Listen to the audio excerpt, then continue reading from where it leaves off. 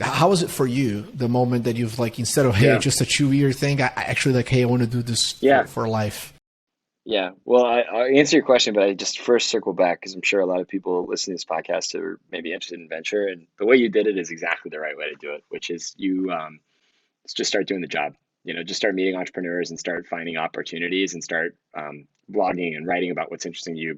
Writing about companies that you think are exciting, and that is the right way to do it. And like I said, I got very lucky where someone gave me an opportunity through a more traditional interview process, but that's the right way to do it. So recommend that to anybody trying to break into venture. That's always the advice I give. Um, but no, I think what you said, I completely agree with, which is, the reality is the bar um, to be a empathetic VC, to be someone who actually cares, and to be someone who actually works and tries to create value for companies is just incredibly low, and that's a shame and like a unfortunate reflection on the industry, but it is low, and I think it's like any other industry, but I think more than people realize. Um, you got to be someone who can do the work and understand and make good decisions, but so much of it's just work, just hustle, right? And just putting in the effort. And I think I had a very similar experience to you when I came into Costanoa. I was the only associate, and everybody around me was experienced and knew what they were doing and were seeing deals and had a perspective. And I was trying to figure out what SaaS stood for.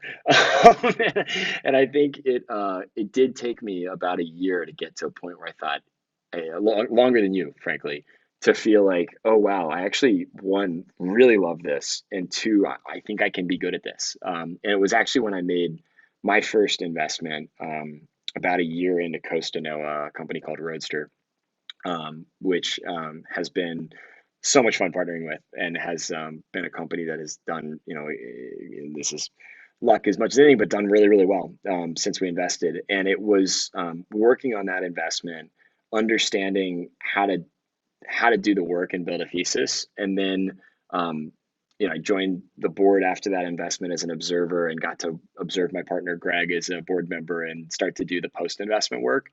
And I'd actually say I love sourcing deals and competing and winning and doing that work, but it's actually the post investment work that really keeps me, like I have infinite capacity to get on a call with an entrepreneur and try to talk through a problem or figure out how I can be helpful. It's that's where I kind of found what felt like my calling, which was I've, fortunate to have a firm that really believes in supporting companies post investment, that takes a very high concentration and high conviction model. So I usually only do, two, three investments a year.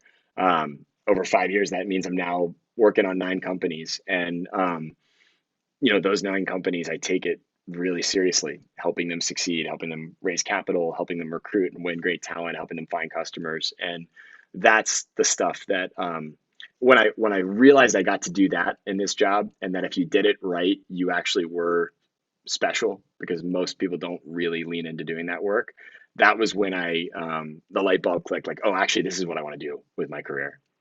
Nice. Yeah, well, we are incredibly lucky. It's insane because we get paid to have an opinion. If we're right, uh, we can make quite a lot of money. But ultimately, like the job here is to just be a good person and helpful.